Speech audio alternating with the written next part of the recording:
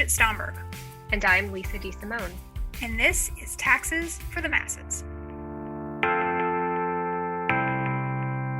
Today's episode is on one policy response to increased negative public and political attention on corporate tax avoidance: tax shaming.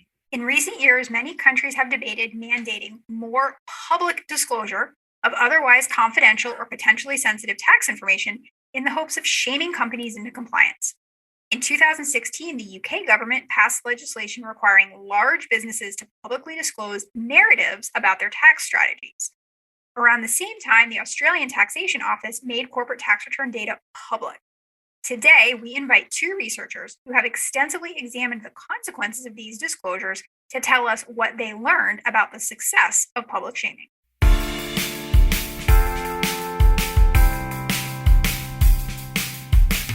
Hello, B. Hello, Lisa. So today is a very exciting episode for us. You don't just get two tax nerds, you get four. This is the special thing that we are bringing our listeners. This is our 10th episode of the podcast, and so we decided to double the tax nerdery in celebration. Double the nerdery. Double the fun.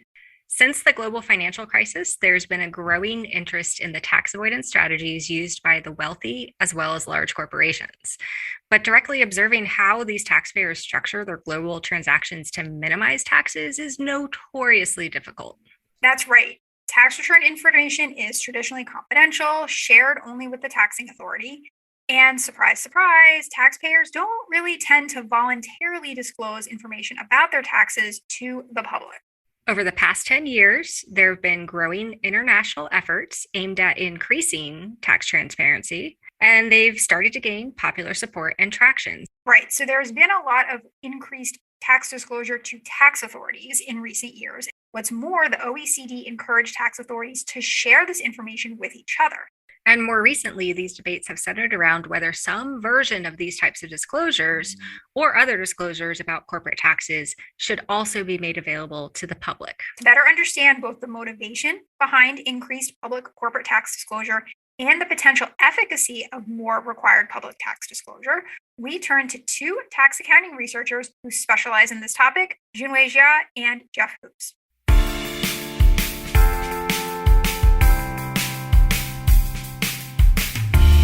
We are so excited to introduce our very first guest here on Taxes for the Masses. Dr. Junwei Jia is an assistant professor of accounting at the May School of Business at Texas A&M University.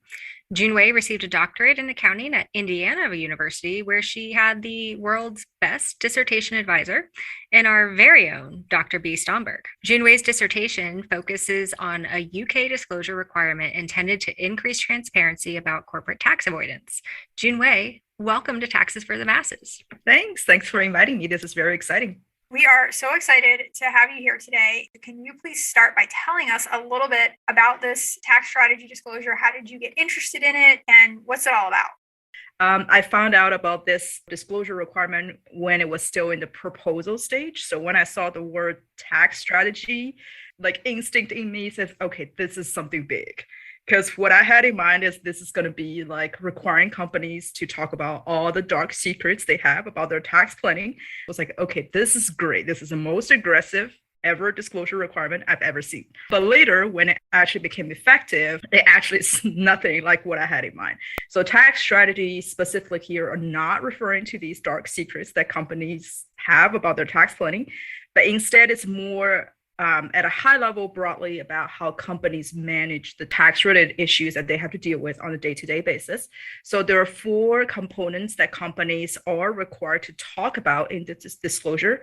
So the first one is tax risk management. So specifically, these are something including the governance mechanisms companies have in place, who's in charge of approving certain tax planning strategies, who's involved.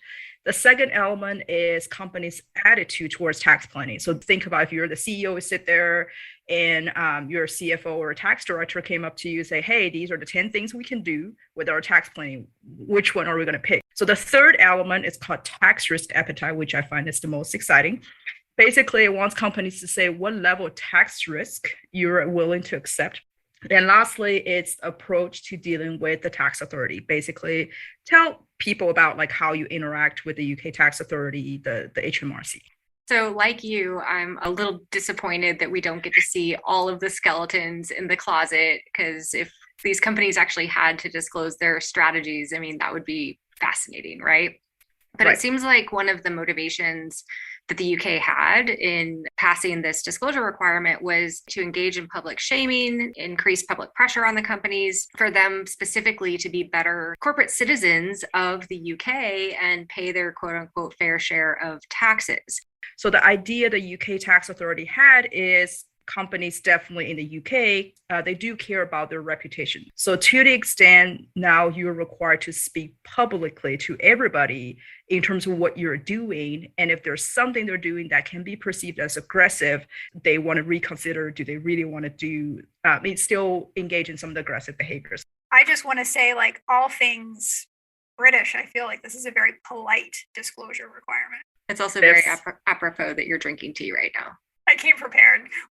From talking to you and learning from you and actually talking to some other executives, it seems like there's a little bit of a different relationship between taxpayers and the HMRC than what we see in the US between taxpayers and the IRS.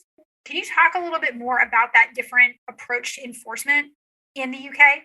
So in the UK, especially when dealing with the large companies, their approach is to assign these agents almost like one-to-one to a specific company. So it seems to me, based on reading through the lines, there are a lot of interactions before companies even file a tax return. Whenever a company feels like they have uncertainty, they can reach out because they have a designated person that they can contact and talk to. And also the UK tax authority, based on the tax returns they've seen from the companies, as well as these sort of one-to-one interaction, they assign what they call like a risk rating to companies. So there will be companies that are considered low rating because they're always cooperative. They always seem to reach out early on and tell you everything they're doing, and see if the tax authorities is on board, is in agree with their interpretation. But there are other companies, they will always be like, we don't want to give you any information about that.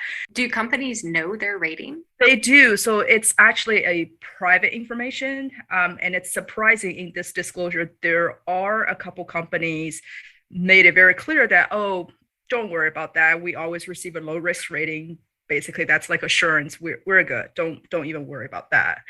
So I think that's one fascinating aspect of this disclosure, because companies are voluntarily reviewing some of the information they feel that could help managing this public perception.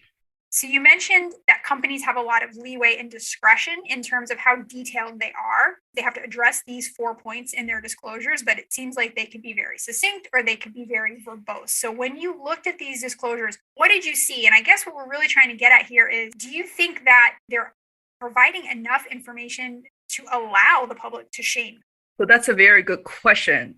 The length in terms of number of words ranges between about 200 words to like 4,000. So the 4,000 ones is almost like a 20-page report. So that's crazy. It is crazy. They spend so much time. Also, I have to spend a lot of time like kind of copy and paste information. But it just amazed me that there's so much variation, and there will be companies going out and be so above and beyond. So then going back to the second question, are they useful? I will say yes and no. Especially in this case, this disclosure is mostly qualitative. No numbers required. I'll give an example. So a commonly seen sentence, company will say, we pay our fair share of tax. Mm-hmm. So if you give that sentence to like 3 people, I don't know, randomly sampled, and say, like, what do you think? Do you think the company is paying enough of tax? You will probably get a lot of different answers. So the difficulty with like disclosures like this is they're telling you something, but at the same time, I don't know how I should respond. And I'm pretty sure different stakeholders, like if you ask shareholders, like stock investors versus consumers, they may have very different benchmark in terms of what is considered a fair share. So Junwei, did it work? Does it actually lead to a reduction in tax avoidance?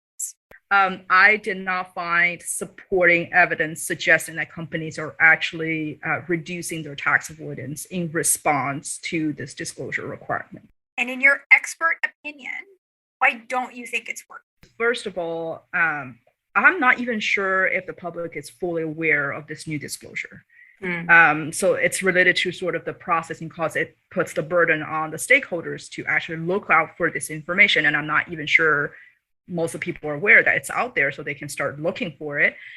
Second of all, I think the design of this disclosure requirement, especially considering the objective, like it's trying to achieve, like changing behavior, it just doesn't feel like it has enough teeth. And lastly, I feel like the bar for compliance is so low that company just have to say something about these four things, and they can say as much as they want, and they also can be as silent as they want. So I think to bring it full circle, and correct me if I'm wrong, the penalty for non-compliance from the HMRC's perspective is like 7,500 pounds. That sounds right. So that's nothing. So we aren't really putting the onus on the tax authority to do something. What we are really doing is we're putting the onus, I think, on these watchdog groups, on customers and consumers to impose the penalty. So can you talk to our listeners a little bit about Starbucks? And I'll just drink my passion tea while you do that. So Starbucks, as you mentioned, in 2012, there's a news article revealed that they're engaging in some international tax planning, basically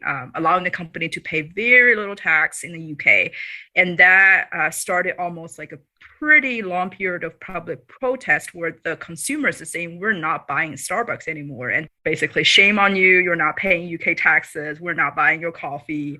And eventually the company decided voluntarily paying some taxes just to kind of appease the public and as an apology saying like, here it is, we're paying our taxes. Interesting and kind of mind-blowing to think of Starbucks voluntarily making tax payments when, correct me if I'm wrong, but Her Majesty's Revenue and Customs came out and said, we've audited Starbucks and they don't owe any more taxes. And yet the consumer response was still so much and so negative that Starbucks decided to cut a check to the government. Well, let's be real. The price of my tea just went up by $1. So I cut the check to the government, right? I mean, if we're going to be fair about it, I don't think Starbucks shareholders lost any money on that deal. That's why public shaming is not really working that well yet.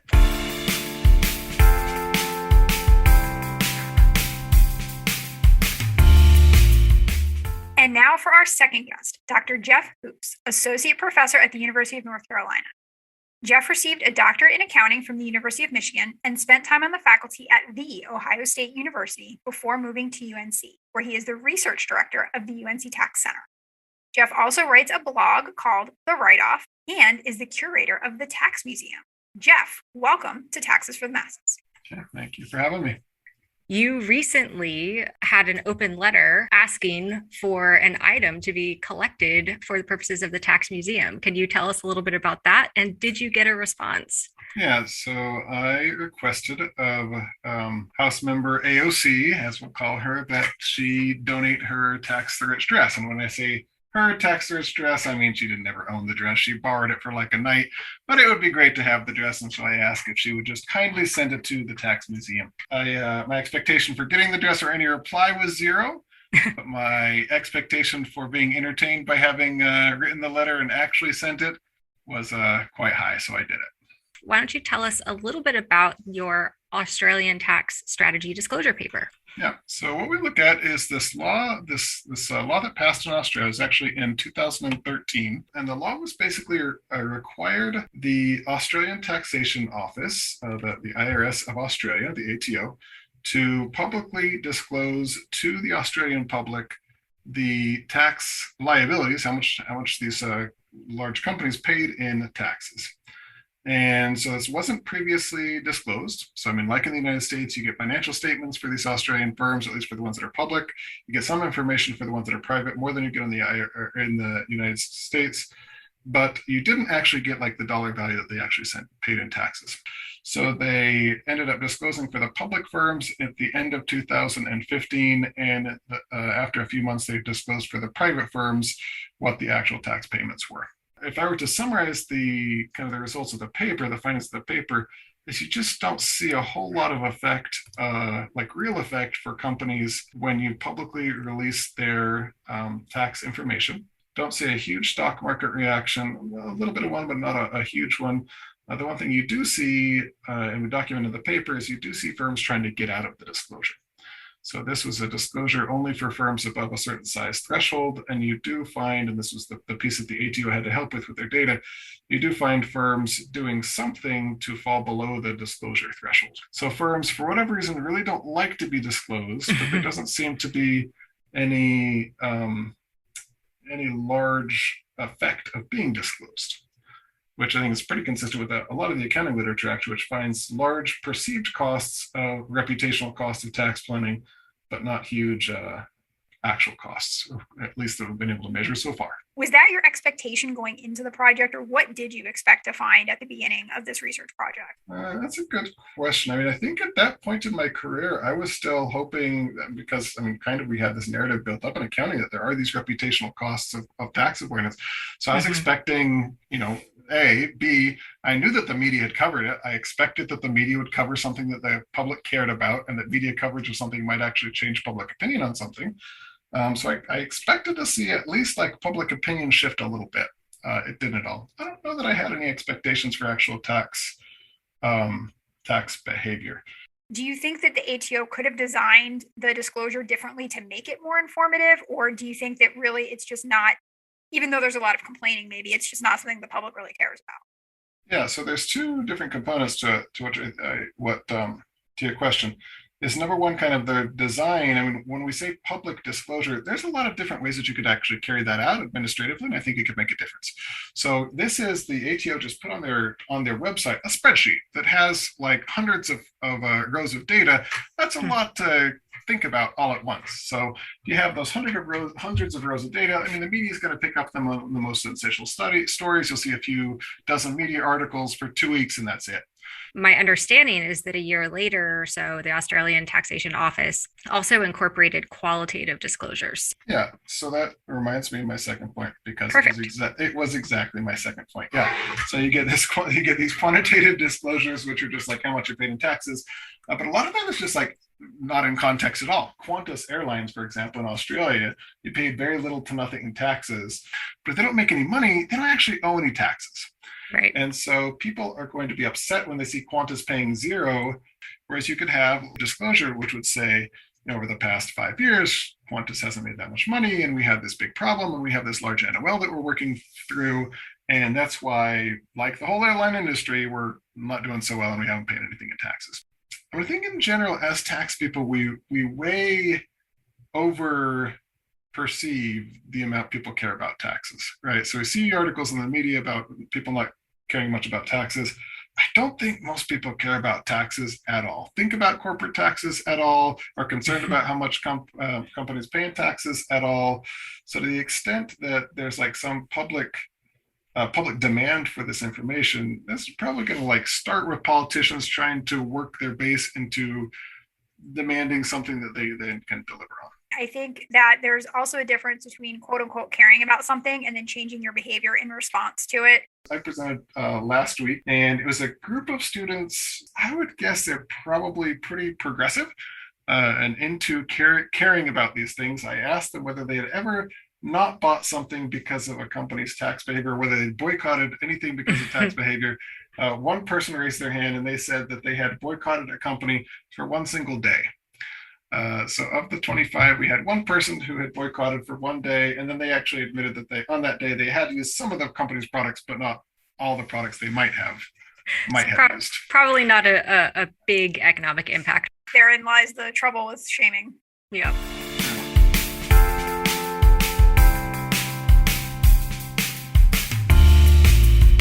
One great thing about today's episode is that we had way more tax nerdery than usual. Yes, I agree. It was not only great to talk with Junwei and Jeff, it was also good to talk about the research that we have testing the assumption that public pressure could arrest corporate tax avoidance. Absolutely. Just to back up a second, when you ask executives and boards of directors if they think about the reputational cost of tax avoidance when considering a tax strategy, most of them will say yes. They actively want to try to mitigate the risk of making headlines for a questionable tax avoidance strategy. Which is super interesting because despite those claims that managers care about this stuff, the two studies that we highlighted today provide pretty scant evidence that shaming actually works. And it's not just these two studies. It's consistent with findings of a study you have that even negative media attention to a corporation's taxes in national news outlets does little to change their tax avoidance behavior. To be fair, there is some evidence on the other side of the coin. We do have some evidence that firms will change their behavior in response to shaming. So, for example, in response to negative media coverage and threats of boycotts by customers, like we talked about with Junwei, Starbucks voluntarily made those tax payments to the HMRC in 2013.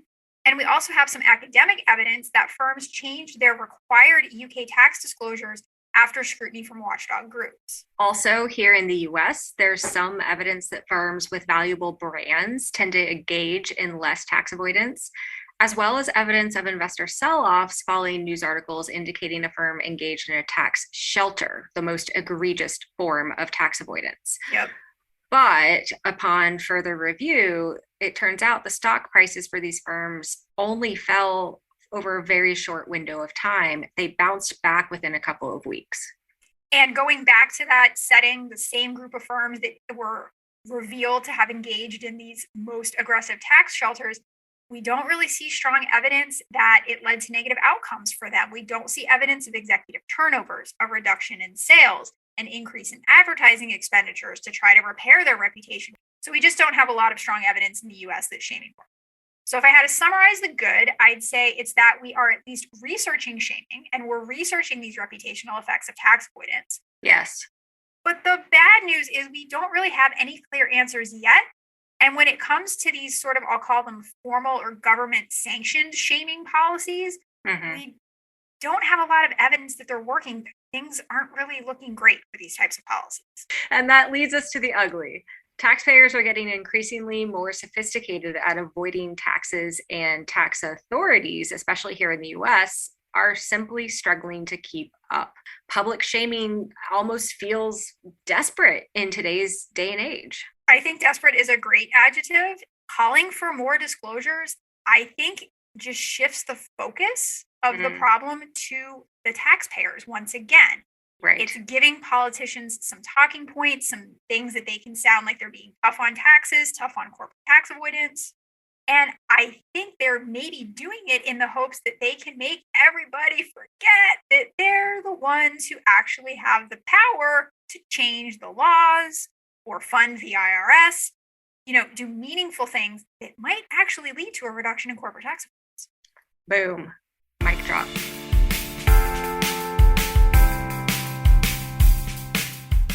Well, that's all we have time for today. I'm Lisa DeSimone. And I'm Bridget Stomberg. Be sure to join us for more tax nerdery on future episodes of Taxes for the Masses.